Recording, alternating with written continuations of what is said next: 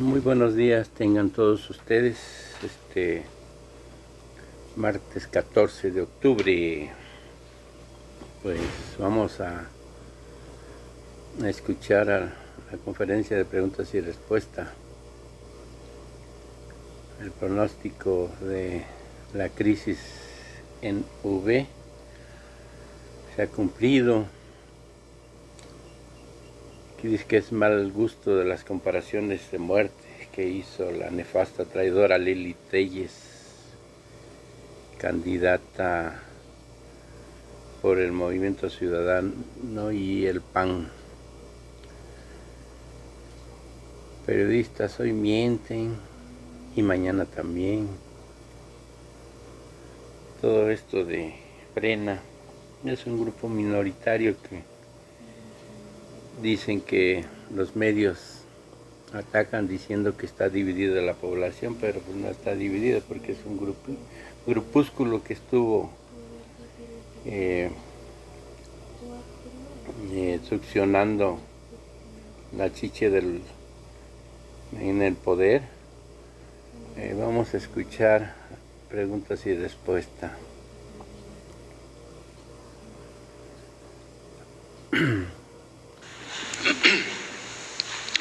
Muy buenos días, presidente constitucional de los Estados Unidos Mexicanos, su servidor Carlos Pozos, reportero de La Molécula y columnista de la revista Petróleo y Energía. Ayer no pude darle este dato. Ciudadanos me dicen que era el pulso de la salud. Le comentara que en los hospitales de Grupo Ángeles y Español no se está atendiendo a pacientes con enfermedades respiratorias. En el Grupo Ángeles solo hay un hospital y ya no tiene capacidad. Eso pues para que tuviera la información el secretario de Salud o bien el titular de la Profeco. Ese es un dato. Y empiezo con mi primera pregunta, señor presidente. Esta semana inició actividades el Servicio de Protección Federal, cuya misión es sustituir a las empresas privadas de seguridad en instalaciones y oficinas del gobierno federal. ¿Podría usted decirme de qué tamaño era el negocio de las empresas predilectas de los gobiernos liberales en cuanto a la seguridad que brindaban a instalaciones del gobierno? ¿Y de cuántos elementos va a ser este nuevo grupo? ¿Y por qué se eligió a Manuel Espino como comandante de este agrupamiento? Esa es mi primera pregunta, señor presidente. Bueno, yo creo que fue público y notorio que en los últimos gobiernos proliferaron las empresas de seguridad privada. Se constituyeron muchas policías privadas. Hay, desde luego, la justificación de que no había policías de seguridad pública y en efecto no se tenían policías para proteger a la gente. Algún día vamos aquí a analizar cómo creció, por ejemplo, la Policía Federal, que se mantuvo estancada, al grado que ahora tenemos casi 100,000 elementos en la Guardia Nacional. Y la Policía Federal llegó a tener, incluidos funcionarios administrativos, 40,000, efectivos como 15,000 para todo el país. Y ya hemos hablado de que hasta la Secretaría de Gobernación, que que tenía a su cargo la Policía Federal contrataba servicios a particulares para cuidar sus oficinas. Y habían empresas de estas favoritas que daban servicio al gobierno federal y también en los estados. Crecieron muchísimo esas empresas.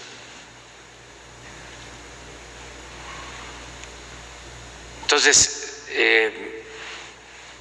no se convocó, no se reclutaron nuevos elementos, se estancaron las policías. Bueno, esto pasó en lo federal y pasó también en el caso de los estados.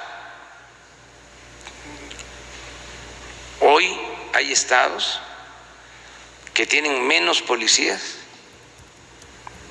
que el número de elementos de la Guardia Nacional que se han enviado a esos estados. Hay estados donde tenemos el doble de elementos de la Guardia Nacional que el número de policías estatales.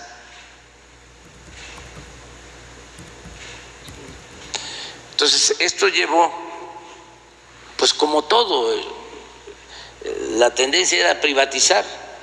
¿Para qué vas a tener policías de seguridad pública si los puedes contratar para que te den el servicio? Y lo hacían las empresas, pero el colmo es que lo hiciera el gobierno y que lo hiciera la Secretaría de Gobernación. Ahora hemos decidido fortalecer un servicio federal con esta nueva corporación para que el gobierno no contrate a empresas particulares y esta corporación pues se haga cargo de cuidar las oficinas, cuidar hospitales, cuidar escuelas, todo lo que se debe de proteger.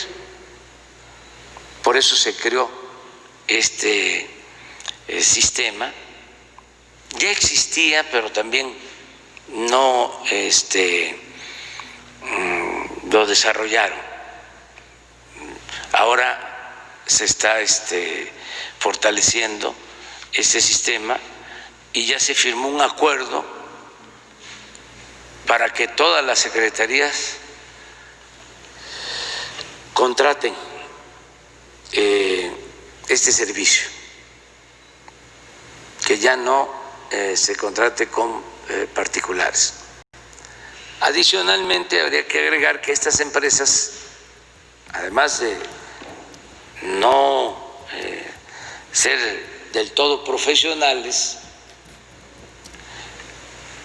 las empresas particulares, no generalizo, pero muchas no reunían los requisitos o no reúnen los requisitos de profesionalismo, de honestidad, de disciplina. Además de todo esto, explotaban o explotan a los elementos que contratan. Yo en mis giras, ya lo comenté, iba yo a hospitales y había vigilancia particular, y en el oído, para que no sufrieran represalias, les preguntaba: ¿cuánto ganas? 3,500, 4,000 pesos al mes.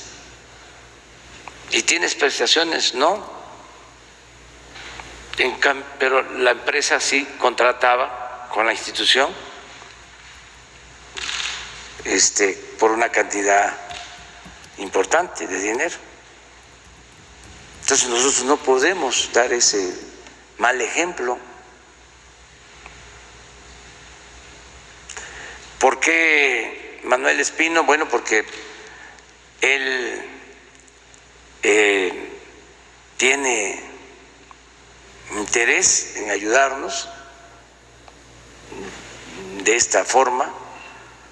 Yo suelo preguntarle a los que quieren ayudar y participar en el gobierno que si qué les gusta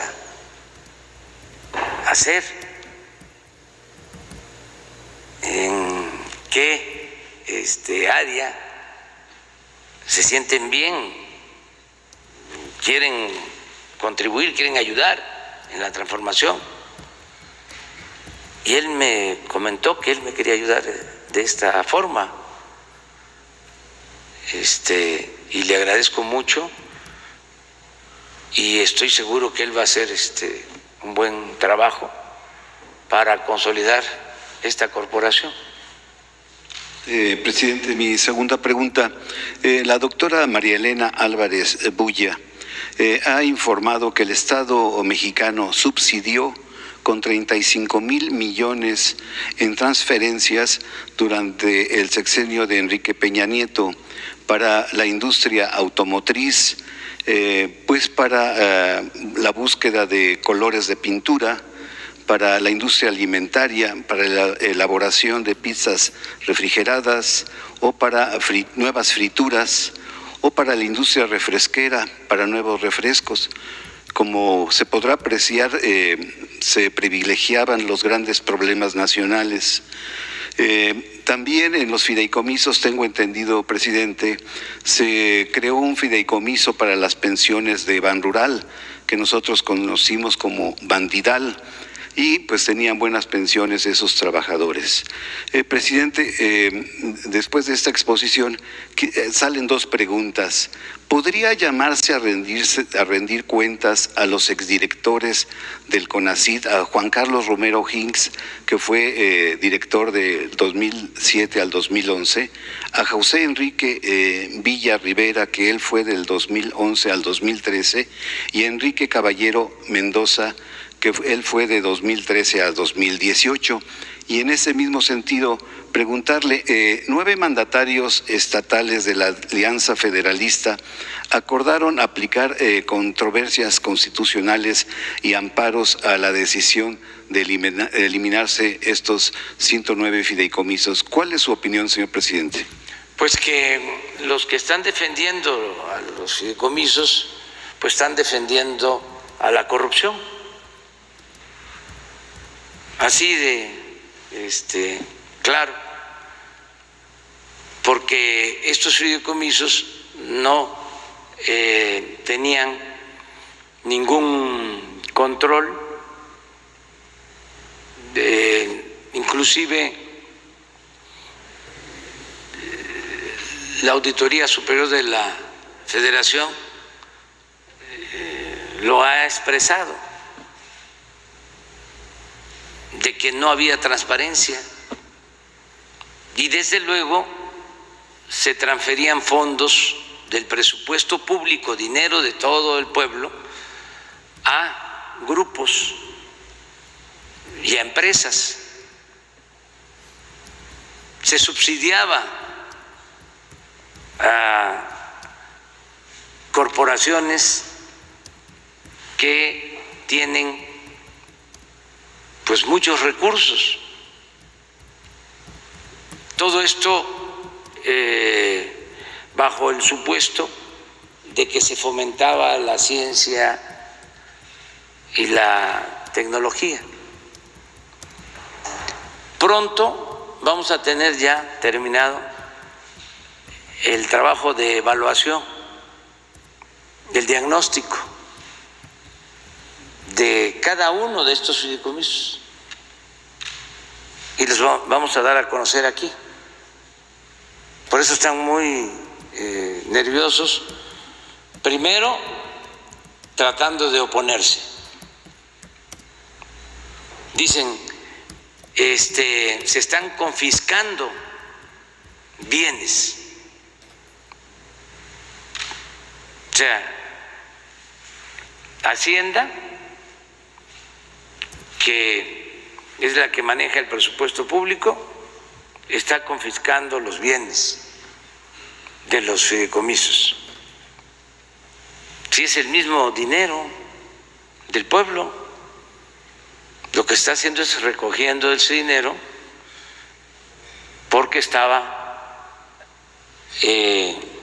siendo mal utilizado y porque había corrupción. Entonces vamos a informar aquí. Es algo parecido a lo que vimos ayer. Les debería de dar vergüenza, deberían de ofrecer hasta disculpa, pero es tanta su ambición al dinero y su prepotencia y las malas costumbres de que enseñan el cobre, defendiendo lo indefendible. ¿Qué pueden estar preocupados si deportistas, si artistas, si escritores, si investigadores están recibiendo apoyos? Los van a seguir recibiendo, no les va a faltar. ¿Cuál es la preocupación? ¿Por qué se defiende este gobierno paralelo o esta dualidad administrativa que eran los fideicomisos? Un distintivo del neoliberalismo era que para permitir el saqueo de los bienes nacionales y favorecer a una minoría, pues fueron creando todo este andamiaje de organismos autónomos para cooptar, comprar conciencias, lealtades. Porfirio Díaz le llamaba de otra manera, decía maiciar, pero ya se terminó eso, ya no hay partidas de moches, ya no se va a permitir la corrupción, nadie va a poder medrar al amparo del poder público como lo hacían anteriormente, y no le hace que surja el Frena 1, el Frena 2, el Frena 3 y que se venga aquí a protestar el señor Junco del Reforma o Ilio Ortiz del Universal, que sigue abierta la convocatoria, el llamamiento, la invitación a que se vengan aquí, que le vamos a colgar unas buenas hamacas y los vamos a cuidar, así como me cuidan a mí cuando voy a las giras, como dice el Universal, ¿no? Miles de soldados. Así vamos a cuidar a Juan Francisco Ilio Ortiz, no les va a pasar nada. Entonces, ese es el asunto, ¿no? Básicamente, el que hay corrupción. María Elena va a explicarlo. Yo creo que la semana próxima ya tenemos toda la información y van a haber cosas muy interesantes, hallazgos como el de ayer. ¿Qué les pareció que el señor García Luna o una de sus empresas cobraba por un curso de 1 hora 37 minutos para 3 personas, un curso para 3 personas de 1 hora 37 minutos, casi $6 millones. Para los récords Guinness. $6 millones. Eso en ningún lugar del mundo lo puedo garantizar.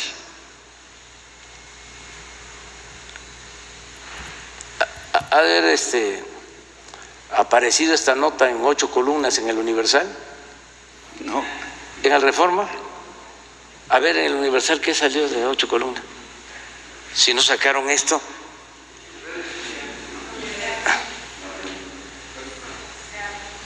En una de esas es en contra de nosotros.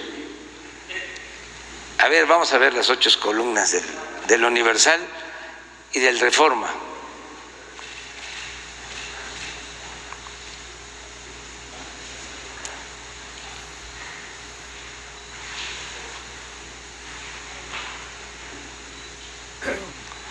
Proponen negar registro a partido de los Calderón. Cercan el Senado. ¿Y eso por? No alcanzo a ver. Por los medicamentos. Por los fideicomisos. Sí, ahí está.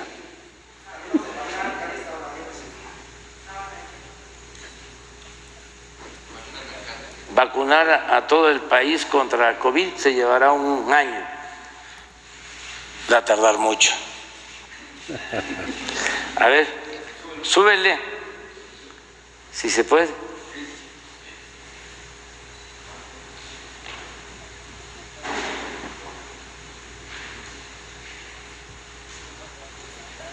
Investigan a Jesús Seade por peculado, subsecretario de Relaciones Exteriores.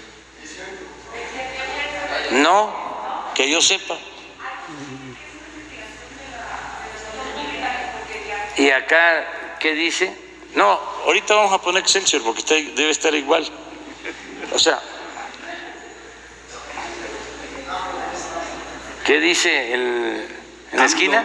AMLO no es el más atacado. No, pues, Sergio Sarmiento. Sí.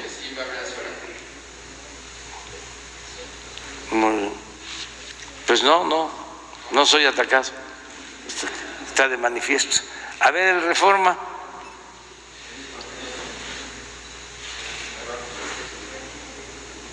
Hijo. Bueno, ya no voy a reír porque es una risa.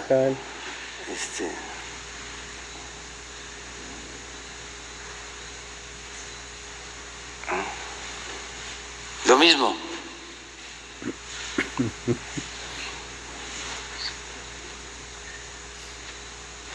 Mire, rechaza vacuna una 1/4 parte. Una encuesta muy profesional, no cuchareada.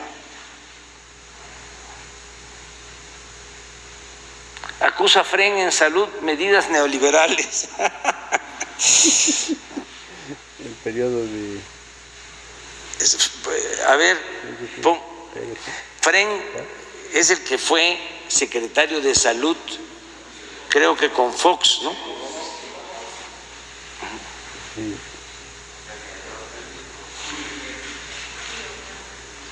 Es el mundo al revés.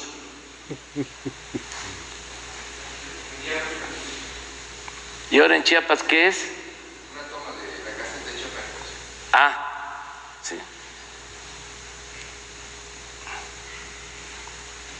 Adelante. Pero vamos a ver el Excelsior, es que nada más.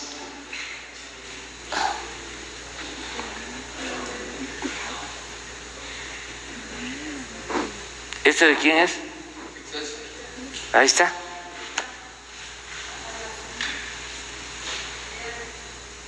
Toman Senado. A ver, síguele para arriba.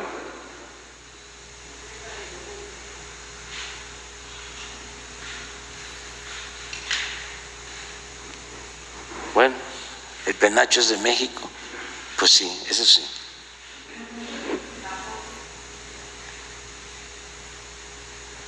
Muy bien. Presidente, mi última pregunta. Esta pregunta yo quisiera, si es posible, con todo respeto, que se quitara la investidura presidencial, la dejara en su perchero presidencial y me la respondiera usted como licenciado en ciencia social. Usted aquí nos presentó en este espacio un análisis de géneros de opinión. Le comparto con usted datos de mi gran reportaje para titularme como maestro en la Escuela de Periodismo Carlos Septién García, y estos datos son pues de la empresa Parametría. Ella señala que pues hay una gran crisis de confianza en los medios tradicionales, señala que el 17% de los encuestados confían en la televisión, 19% confían en la radio y 21% confía en los periódicos. Igual, presidente, tengo este dato de Edelman Trust que dice que pues México es uno de los 20 países del mundo con mayor desconfianza en sus medios. Presidente, la otrora prensa oficial del neoliberalismo opta por el papel fácil de víctima, de acusar que desde el poder del Estado, del poder del gobierno, se le golpea, o bien, como dice Sergio Sarmiento, admite que se le está golpeando, que usted no es el más golpeado, que no es usted el más atacado. ¿Qué opinión le merece a usted como licenciado en ciencia social? No, pues mire, es muy fácil de contestarle a Sergio Sarmiento. Él escribe en el Reforma y le dan una entrevista en 8 columnas, o mejor dicho, en la primera plana, en el Universal. ¿Cuándo se había visto eso? Díganme. Si eso se veía en el gobierno del presidente Peña o del presidente Calderón. No.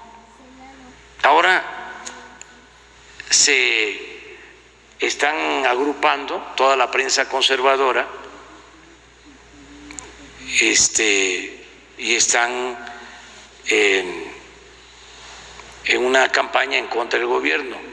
Pero ya lo expliqué hace 2 días o ayer. Nosotros tenemos ventajas. Primero,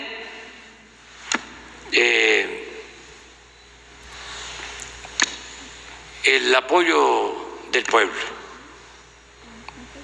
que se construye ese apoyo,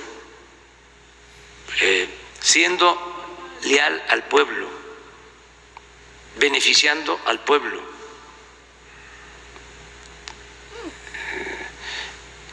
Así se tiene el respaldo del pueblo.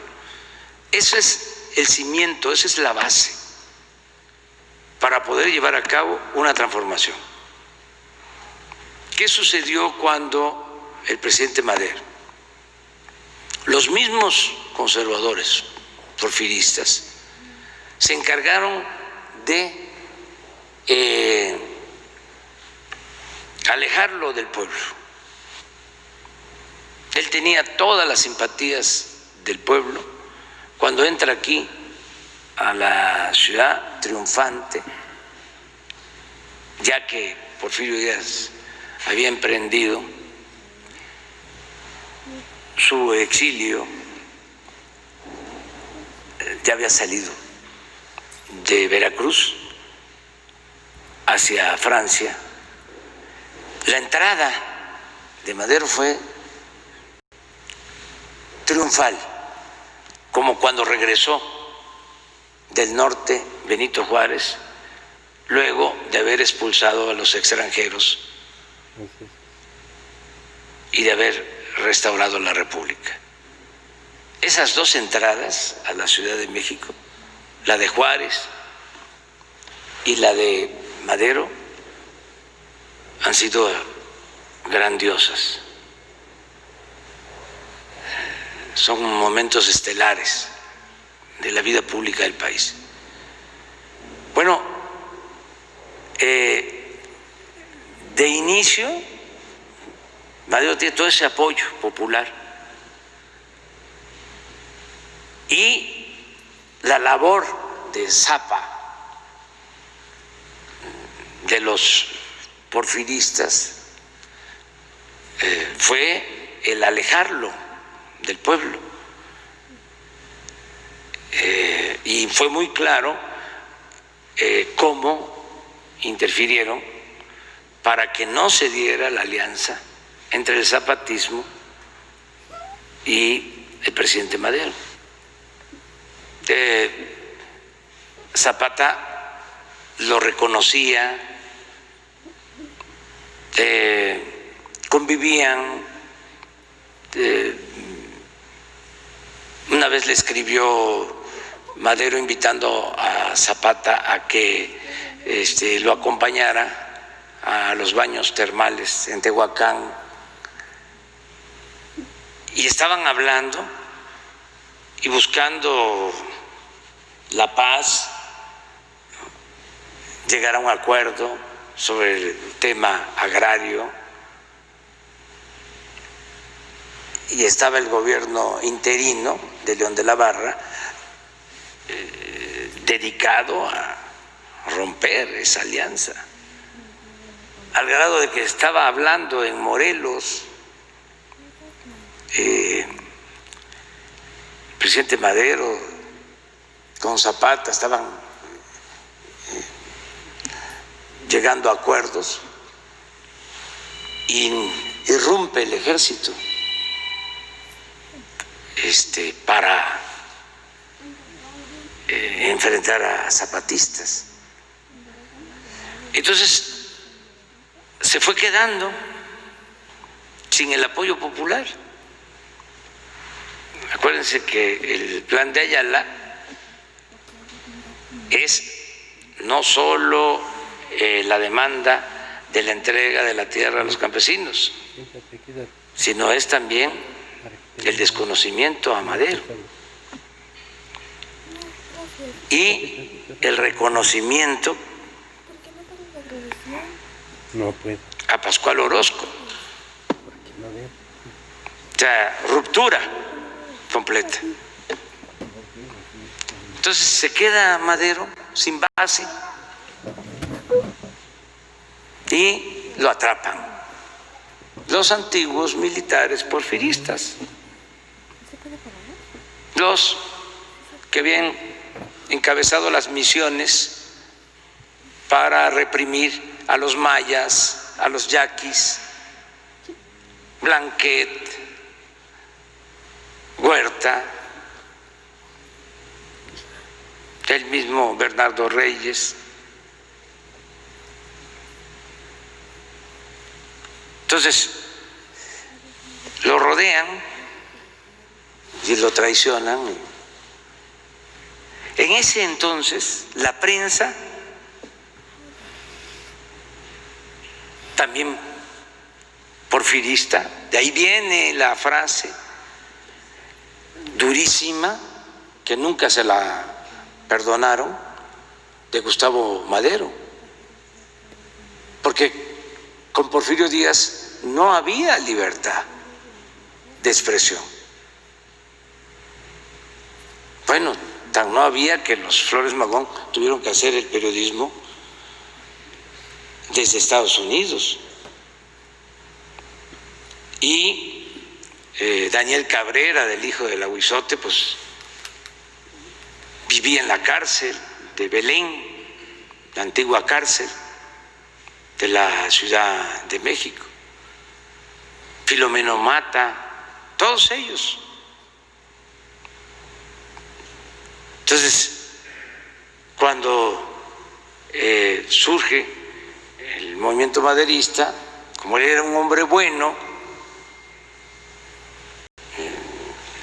que creía realmente en la libertad, se desatan todos los periódicos que estaban controlados por el régimen dictatorial se vuelven independientes y emprenden una campaña de desprestigio en contra del presidente Madero. Casi todos. Y de ahí viene la frase de Gustavo Madero: le muerden la mano a quien les quitó el bozal. Esa no se la perdonaron porque no ha habido un asesinato tan inhumano como la tortura y muerte de Gustavo Madero. Entonces, ¿cuál es la enseñanza? No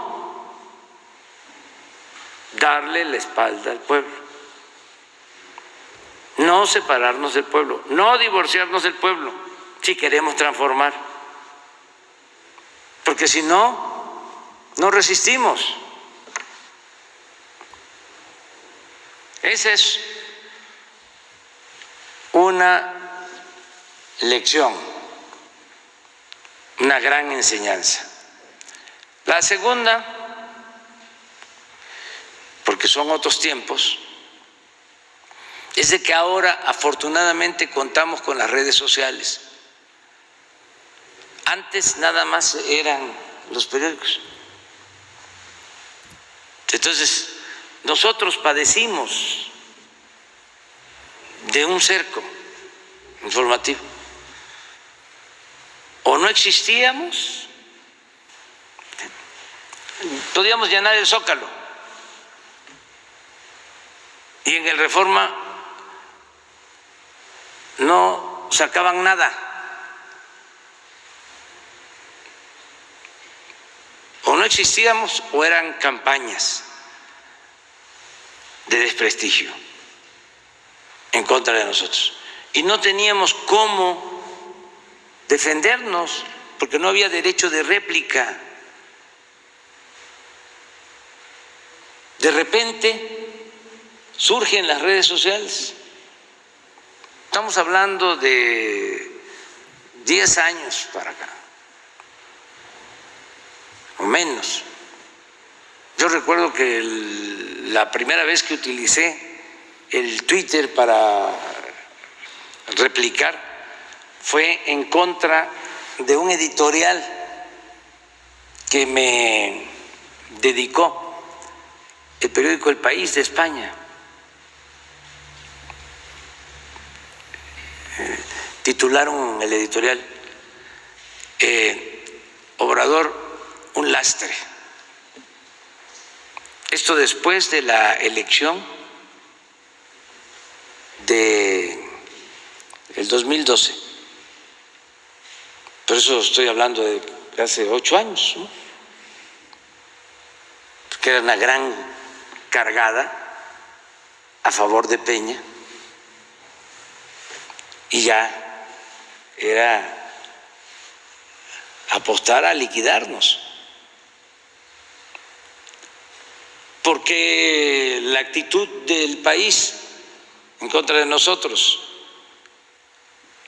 y porque su lambisconería con el régimen, pues estaban las empresas españolas en México en su apogeo, con Calderón, Repsol, y con Peña, OHL. Iberdrola y todos esos. Bueno, entonces ahora ya se cuenta con las redes. Hay quienes se enojan porque también en las redes pues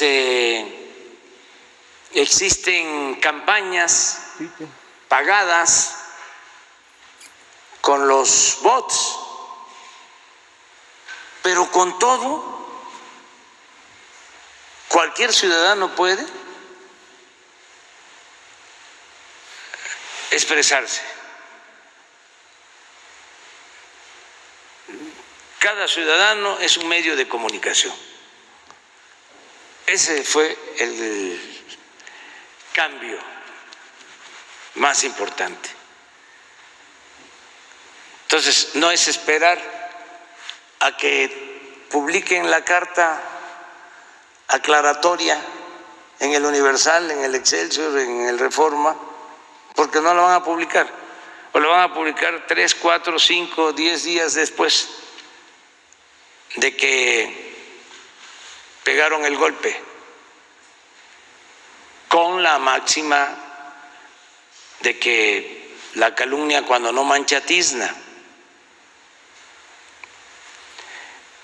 Entonces, ahora existen las redes sociales y también les puedo decir, quedamos de que la investidura la ponía yo a un lado, ¿no? Estamos hablando de un asunto importantísimo que tiene que ver con el análisis y la reflexión sobre los medios. Bueno, en el caso de las redes es distinto el Twitter que el Face. En lo que a nosotros corresponde, el Face es más abierto y tiene una explicación. El Face es más popular. Sí. El Twitter tiene que ver más con clase media hacia arriba. El Facebook es para mayor población. Lo segundo es de que por las características de nuestro gobierno, el apoyo lo tenemos con el pueblo. Entonces, por eso lo que publicamos en Face tiene mucho más impacto, es decir, se extiende más, se reproduce más que lo de Twitter, que es más limitado. Y luego hay otra cosa que lo debería de ver Twitter. Me refiero desde luego a Twitter México, porque no creo que sea así mundialmente. Aquí, en el caso del Twitter, es donde hay más manipulación con los bots. En Face no pasa eso.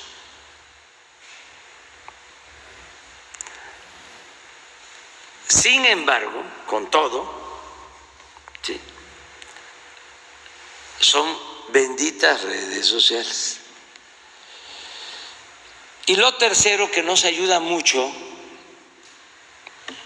son estas conferencias.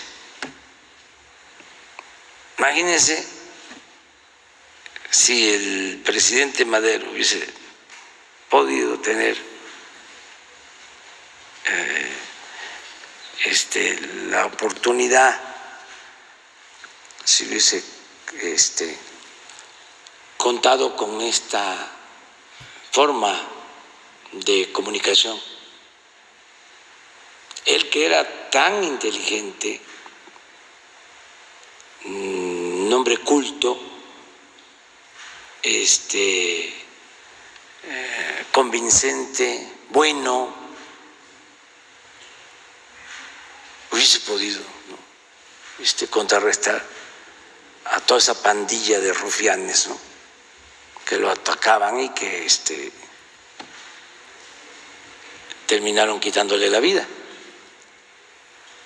Entonces, ese es el fenómeno.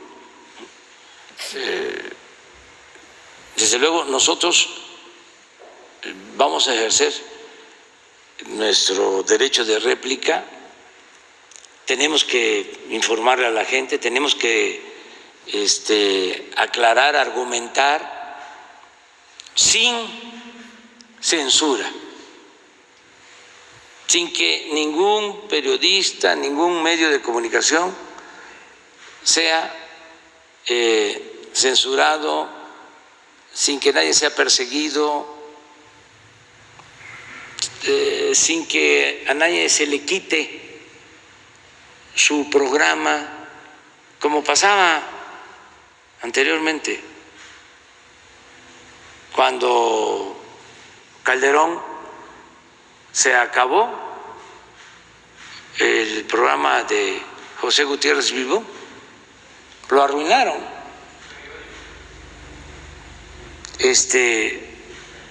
Con el presidente Peña, pues fue lo de Carmen Aristegui y muchos casos más. Estaban completamente cerrados. Yo les puedo aquí contar de cómo nos censuraban. Una vez les dije de que fui a un programa de radio aquí en la ciudad y me estaban entrevistando y de repente el dueño habló con el conductor del programa de radio para que me cortara. Y nos fuimos a comerciales, así como le llaman, vamos a la publicidad, y ya no regresamos. Y el pobre conductor estaba que temblaba porque le dijo el dueño: si lo sigues entrevistando te corro. Y entonces pues yo le dije: no te preocupes, no tienes por qué arriesgarte, cuida tu trabajo. O sea, yo me voy ya. Y él también, pues, muy incómodo conmigo, porque incluso llevaba tiempo buscando entrevistarme. Y ese día, porque todavía dijo: ya, vamos a seguir hablando, todos los que tengan que preguntar algo, que llamen por teléfono, aquí está Andrés Manuel López Obrador. Y de repente un ayudante llegó y que le hablaban: ya vamos a regresar, y ya no regresamos. En otra ocasión en Guanajuato, también un conductor de radio decía: oiga, usted habla así un poco como Sarmiento, ¿no?, de que no se le entrevista y que se le tiene bloqueado.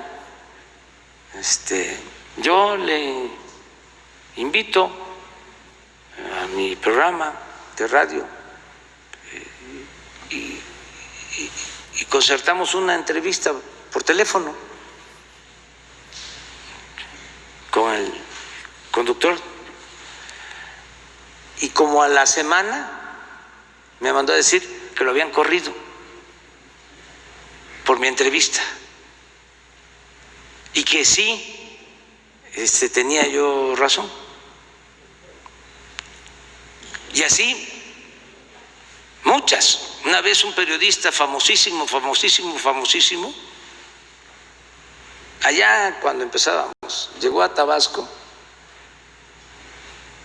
en una estación de radio y me hizo una entrevista,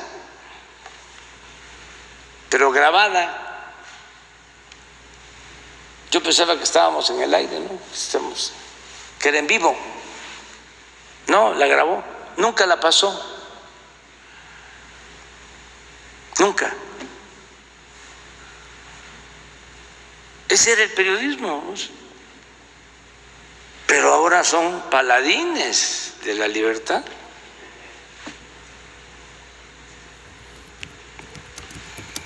Por eso tenemos que ejercer nuestro derecho de réplica y al mismo tiempo garantizar el derecho a disentir y no limitar la libertad de expresión a nadie.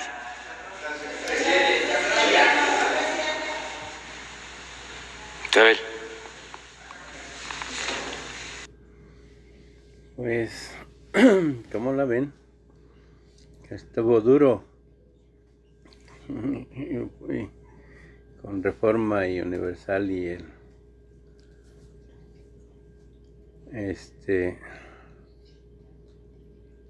y el otro periódico. Eran periódicos lambiscones, como dice López. Bueno, terminamos esta segunda parte de las preguntas y respuestas de López Obrador. Se extendió esta segunda parte mucho tiempo, pero vamos a ver ahora la tercera parte. A ver, no contestó los de Bandidal ni los de los 9 gobernadores con las controversias constitucionales. Saludos, por ahí un like y ahí abajo del video está la campanita. Ahí les pedimos que los compartan. Muchas gracias. Tengan bonita tarde.